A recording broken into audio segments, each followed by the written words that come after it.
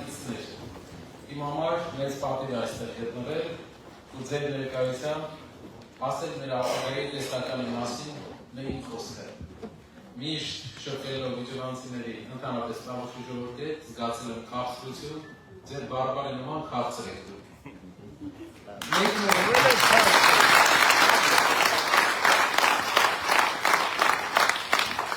Մեկ լինում են թերություններ, բայց այդ թերությունները ուղղելու համար ուզում ենք փոփոխություն։ 1000-ից մեկը մի քիչ թերությունով է լինում, բայց 99.9%-ը շատ մեծ սրտով, բարի, աշխատասեր, լավ մարդիկ են։ Ու փոքր ժամանակվանից գիտեք, որ Սամվել Կարապետյանի մայրիկը Իջևանից է, այս կապ ունենալով Իջևանի հետ միշտ քաղցրություն եմ զգացել, հենց այդ քաղցր լեզվի համար։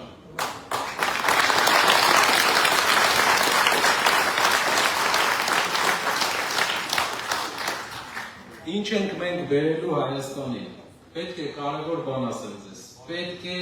իրապես ծրագիրը մեր պատմենք, որ մարդիկ իմանան ծրագրով ընտրեն առաջնորդ, որը ներկայացնում է ծրագիր։ Մեր երկրում, Տավուշի մարզում նույնպես, շատ աղքատ մարդիկ կա, մարդիկ խնդիր ունեն, ամեն Հայաստանի երրորդ մարդը, եթե իր շորը ճղվեց, շոր չի կարողանում գնել, ամեն 5-րդ հայաստանցի հացի հաշվին է միայն ապրում։ Մեր երկիրը տարածաշրջանի ամենաաղքատ երկրներից է,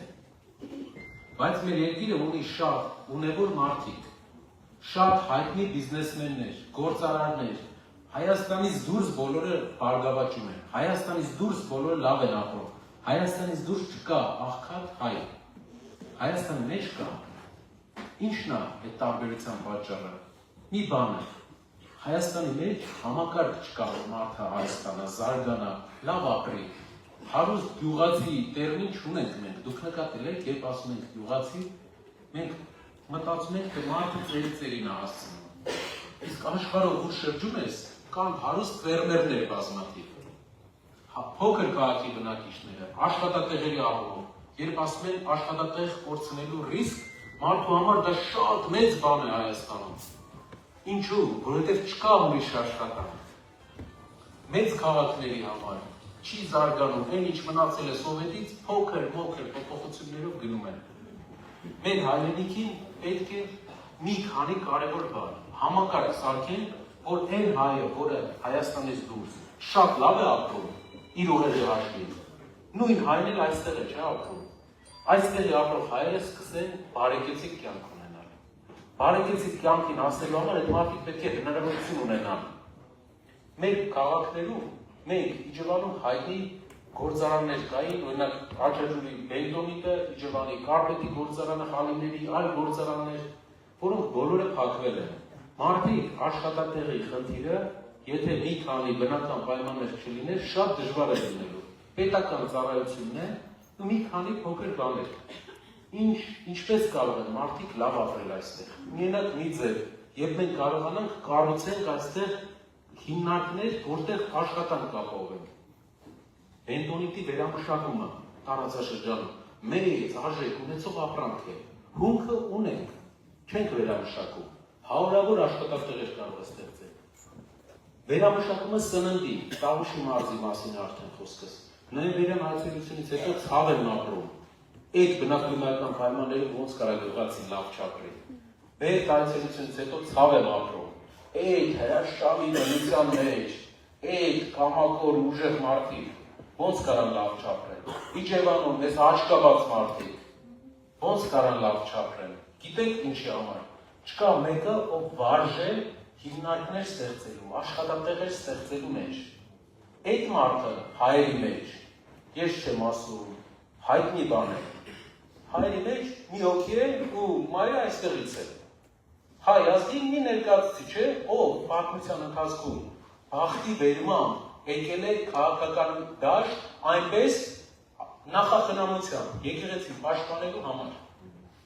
Ամեն մարդ չի եկեղեցին պաշտպանելու համար մտնում քաղաքականություն։ Պատմության մեջ սենց դեպք շատ քիչ է եղել։ Սա առաջին դեպքերից մեկն էր։ Մարդը լինելով գործարար մտել է քաղաքականություն, եկեղեցին պաշտպանելու համար կալանավորվել է, ճիշտ պահել է իրեն տղամարդավարի ամբողջ ընթացքում կալանքի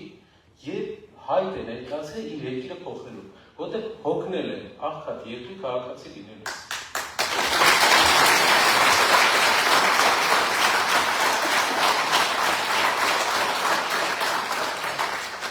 Ինչ փոփոխություններ են ապերելու։ Երբ ասում ենք կան դրսում ունելով հայեր, ներսում ծայրահեղ աղքատ հայեր։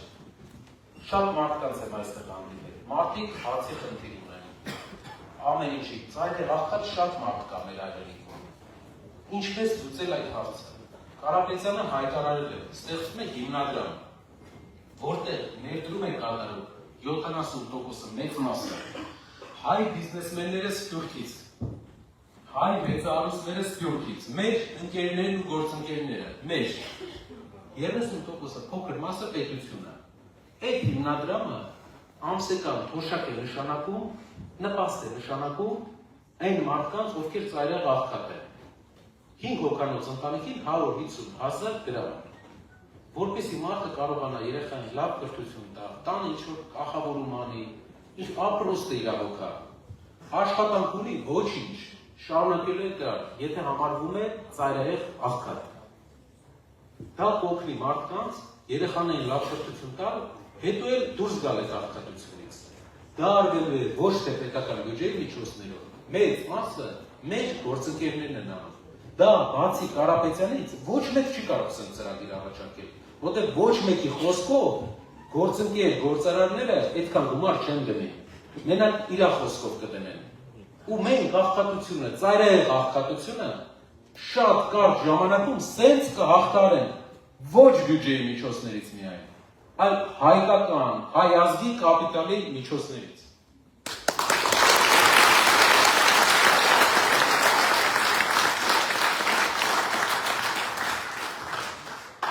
Սիրելի ջղացիներ, երկրորդ բանը, որ կուզեի ձեզ պատմեի ու ներկայացնեի, դա թոշակների հետ կապված հարցն է։ Հայաստանում թոշակառուները ուրախանում են, երբ 10,000 դրամ թոշակ է բարձրանում։ Պատկերացնում եք ինչ օր ենք հասցրել մեր մեծ սերունդին, որ 10,000 դրամ ամսական թոշակի համար մարդիկ ուրախանում են։ Ուրիշ երկրներում հարյուրավոր դոլարներ են թոշակները։ Մեր մոտ 10,000-ի համար ինչքան են օժտում, ինչքան են շնորհակալ խեղճ մարդիկ։ Սա մեր մասին է, մեր սխալի մասին է։ Ինչն է պատճառը, որ մենք հասցրել ենք այսօրվան։ Անգամ 10,000 բարձրացնելուց հետո Հայաստանում թոշակառուն ավելի աղքատ է, ավելի քիչ բան է կարողանում գնել թանկացումների արդյունքում, քան մի քանի տարի առաջ։ Որտեղ ամեն տարի թանկացումները շատ են, ինչ գյուղացի չի արտադրում, թանկանում է։ Ինչ ենք մենք առաջարկում, հաշվարկ ենք արել, որ ևս 12,000 պետք է բարձրանա, որպեսզի թոշակառուն կարողանա մինիմալ գոնե իր ապրոստի հարցը լուծի, մինիմալ, այսինքն այս 10,000-ից հետո փոփոխությունը գալուց հետո առաջին 6 ամսվա ընթացքում կենսաթոշակը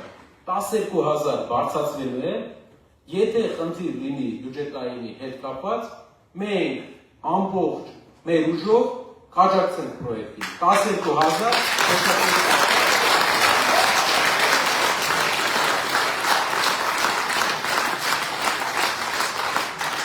այս ծրագրի համար մեծ գործարարներն ուրախ կլինեն մասնակցեն այս ծրագրին, որպեսզի կարողանանք մեր երկրում այդ կարևոր հարցերը լուծենք։ Իջևանում ու Բերդում, նոյեմբերյանում աշխատատեղերի համար կստեղծվի սննդի վերամշակման գործարաններ, որ բերքը տեղում վերամշակվի, քանի որ երկար որ տեղափոխում են, գինը իջնում է, միջնորդը գինը գցում է, առանց միջնորդ վերջնական վաճառք լինի, որովհետև այստեղի կլիման Արարատյան դաշտի կլիման, Մեղրի կլիման Հայաստանի ամենաունիկալ տեղերից են։ Մենք իրավունք չունենք կավահող մեր երկրում չօգտագործել այս պոտենցիալը։ Շնորհակալ եմ բոլորիցս։ Ես ձեզ պատմեցի ծրագրերը։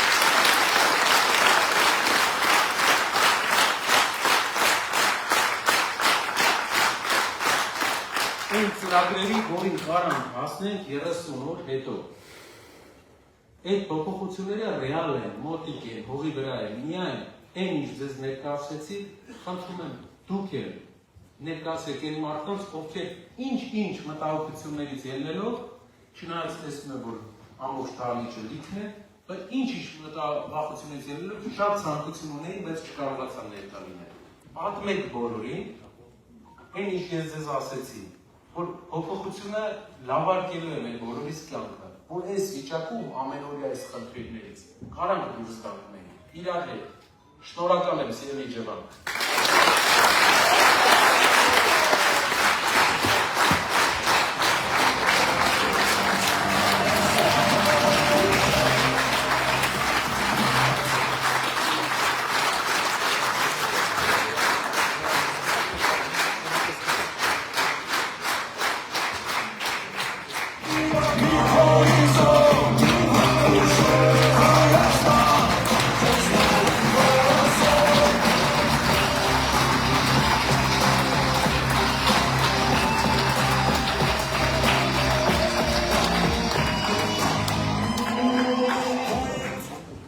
Մեր կարգում իրազեկում անելու համար դուրս ենք գալու եւ մեր հայրենիքներին պատմենք մեր ծրագրերից։ Հիմա դուրս կգան եւ մի կես ժամ, մի ժամ կքայլեն ես փողոցներով, ով ցանկություն ունի կարող է միանալ մեր հայրենիքներին պատմել փողոցի